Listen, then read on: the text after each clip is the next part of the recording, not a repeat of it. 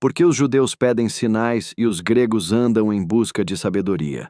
Nós, porém, pregamos Cristo crucificado, que para os judeus é escândalo, para os gentios é loucura. 1 Coríntios 1, 22, 24.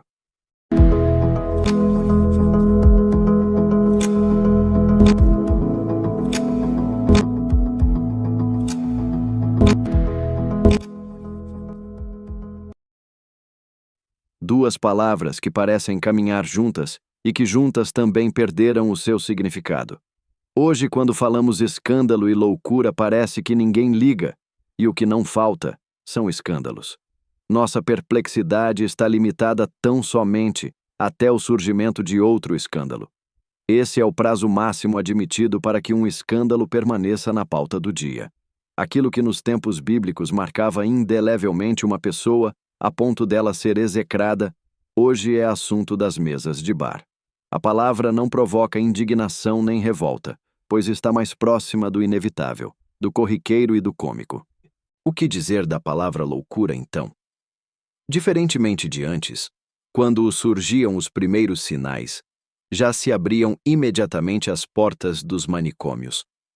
Hoje, contudo, a loucura está sendo apreciada nas artes, nos costumes e até nos discursos.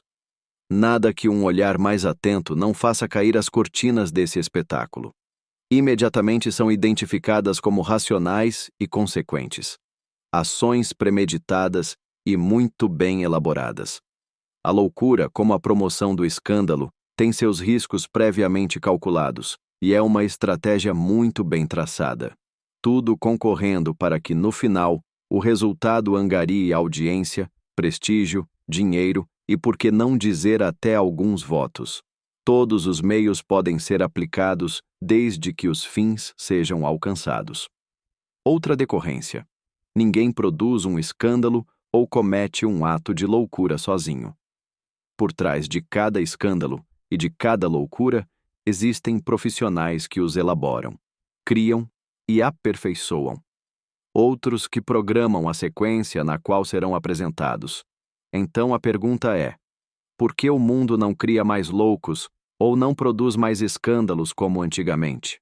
Porque antes as pessoas perdiam financeira e moralmente. Ficavam envergonhadas quando não eram socialmente banidas. Mas hoje lucram, são prestigiadas e até viram celebridades. A máxima do quanto mais louco, mais atrativo, definitivamente encontrou solo fértil nos cultos cristãos. Tudo aquilo que é mais esdrúxulo e mais esquisito é justamente o que está servindo para as celebrações atuais. Uma análise superficial nos induziria a pensar que o nosso texto base se presta para avalizar todo esse esdrúxulo contexto. No entanto, Paulo, segundo o que escreveu nas epístolas dirigidas aos Coríntios e aos Efésios, jamais aprovaria escândalos dessa ordem, como também reprimiria severamente tais atos de loucura nas suas igrejas.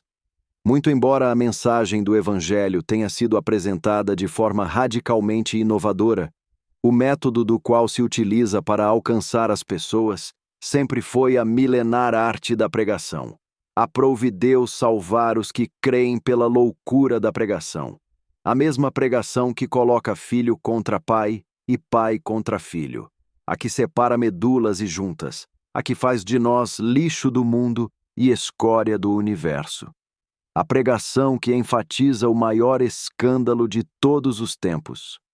A mensagem da cruz que humilhou e torturou o Filho de Deus, a qual se entregou voluntariamente, sofrendo a mais infamante de todas as execuções. O nosso texto fala de uma face altruística e romântica do escândalo, e de uma loucura que se traduz em coragem para protagonizar mudanças. Falava de uma loucura cujo resultado é o risco iminente de morte, e de um escândalo cuja única certeza é a oposição cruel e violenta. E é aí onde toda a diferença se estabelece. Paulo vai nos dizer que a cruz é a alavanca para subverter a ordem, para inverter valores e para transtornar o mundo. É assim que vive o cristão, não de pão ou dos elementos que constituem as necessidades básicas, mas da palavra que para alguns é loucura e para muitos é escândalo. Não vive uma perda momentânea para ganhar mais depois. Abre mão de tudo o que o mundo considera real e vantajoso para viver uma esperança. A razão humana jamais aceitará a loucura de quem inaugurou um reino em que 2 moedinhas contam mais do que grandes fortunas.